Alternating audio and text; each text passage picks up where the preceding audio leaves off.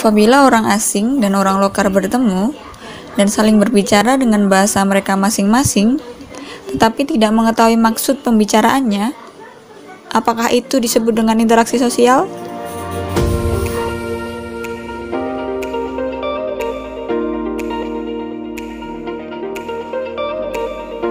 Assalamualaikum warahmatullahi wabarakatuh.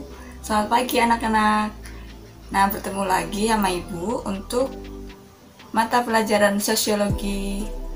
Nah, untuk hari ini Ibu akan menjelaskan materi yang baru.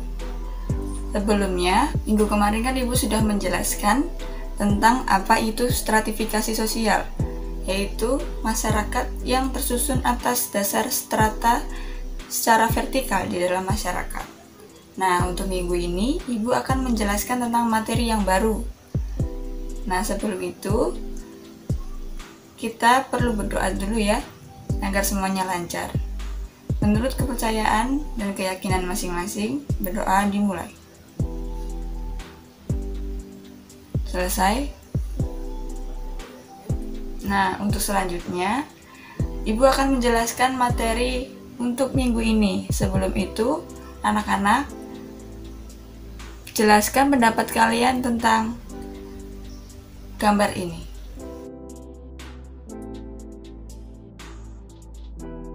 Sudah melihat kan dua gambar tersebut? Gambar tersebut mencerminkan kegiatan apa anak-anak? Ya, Afi?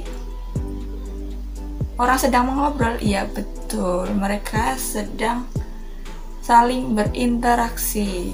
Nah, untuk minggu ini, Ibu akan menjelaskan tentang apa itu interaksi sosial, berikut ciri-ciri dan juga syarat dari interaksi sosial. Yang pertama, pengertian interaksi sosial. Apa sih interaksi sosial itu? Interaksi sosial adalah hubungan antar manusia yang bersifat dinamis dan berlangsung seumur hidup apabila masih ada manusia yang tinggal di dalam masyarakat. Paham ya? Nah, interaksi sosial ini memenuhi kebutuhan manusia sebagai makhluk sosial atau sebagai makhluk yang tidak bisa hidup tanpa bantuan orang lain dalam memenuhi kebutuhannya. Nah, kita sebagai makhluk sosial itu harus secara tidak langsung kita berinteraksi setiap hari dengan orang lain. Baik itu berbicara, minta apapun, itu adalah interaksi. Nah, di dalam interaksi ini terdapat hubungan timbal balik yang terjadi antar manusia. Interaksi ini ada apabila ada aksi dan juga ada reaksi.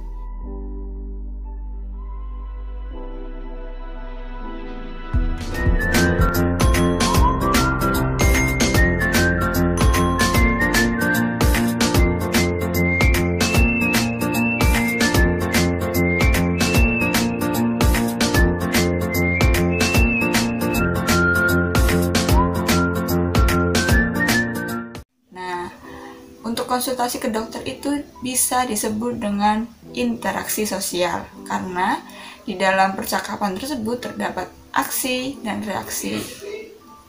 Untuk contoh yang lain, bisa saat kita gerakan kegiatan pembelajaran di kelas.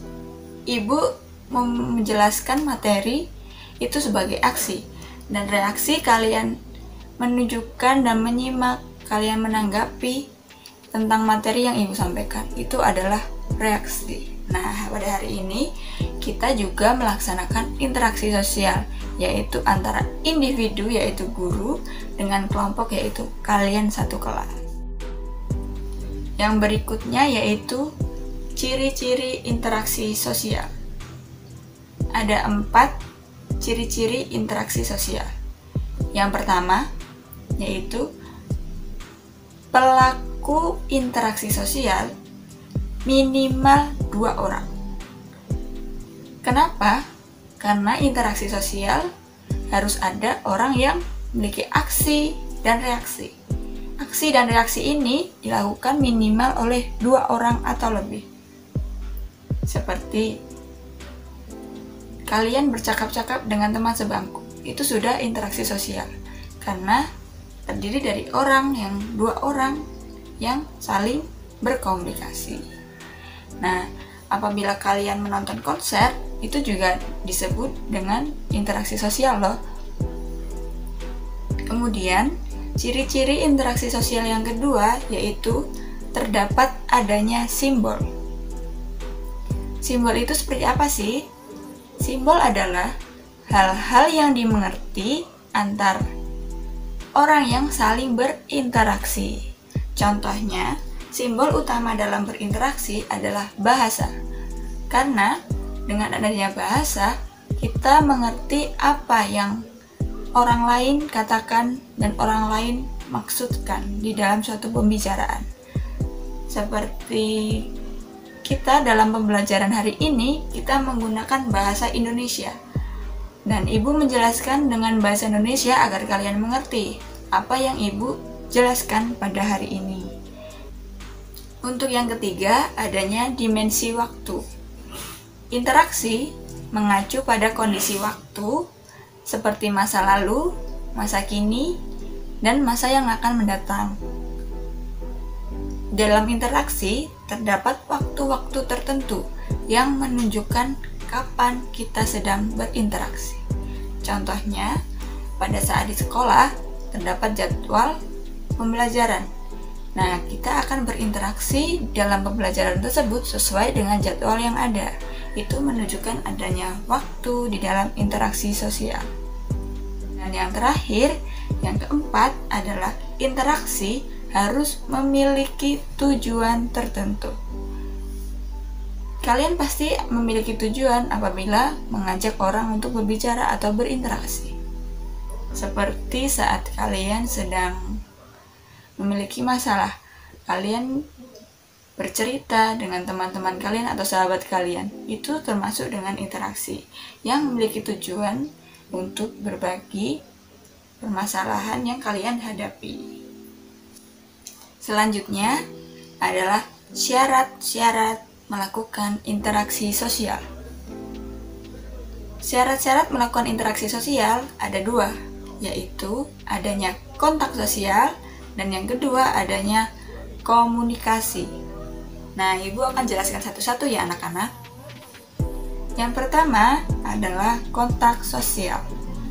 Kontak sosial adalah cara manusia atau masyarakat melakukan suatu interaksi. Kontak sosial sendiri dibagi menjadi 2, yaitu kontak sosial primer dan kontak sosial sekunder. Apa sih kontak sosial primer dan sekunder itu? Nah, kontak sosial primer adalah kontak sosial atau interaksi sosial yang dilakukan secara langsung. Nah, kalian bertemu dengan teman-teman. Contohnya ya, kalian bertemu dengan teman-teman, berjanjian nongkrong di mana, di suatu kafe. Nah, kalian di situ bercengkrama antara satu yang sama yang lainnya. Itu adalah interaksi sosial secara langsung. Karena kalian berada di tempat yang sama dan berbicara dengan cara tatap muka langsung. Untuk yang kedua adalah kontak sosial sekunder. Kontak sosial sekunder adalah interaksi sosial yang dilakukan secara tidak langsung dan menggunakan media sebagai perantaranya. Contohnya adalah pada saat pandemi ini. Banyak orang yang tidak bisa bertemu dengan keluarganya.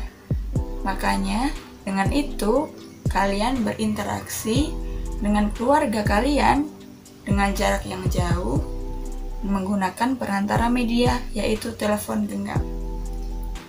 Kalian bisa bertelepon, bertukar kabar menggunakan telepon, ataupun bisa menatap wajah masing-masing walaupun dengan jarak yang berbeda dengan kecanggihan teknologi yang ada, yaitu melalui video call.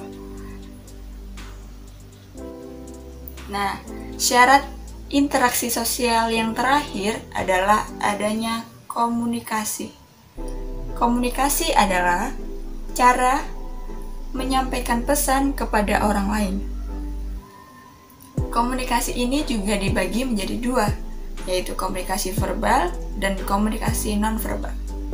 Komunikasi verbal yaitu komunikasi yang diucapkan dengan bahasa seperti saat kita berbicara, dengan bahasa yang dipahami antara satu dengan yang lainnya.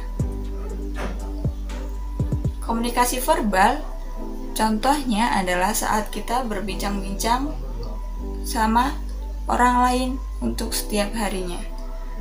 Dan komunikasi nonverbal adalah interaksi yang dilakukan dengan bahasa isyarat.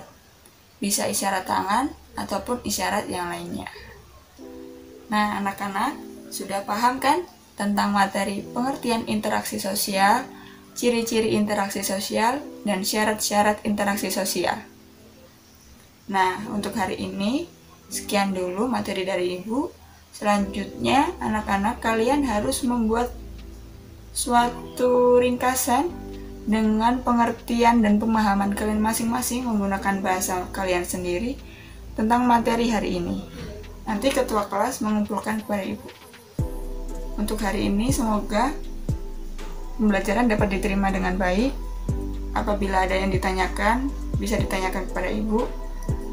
Sekian untuk hari ini. Semangat. Wassalamualaikum warahmatullahi wabarakatuh.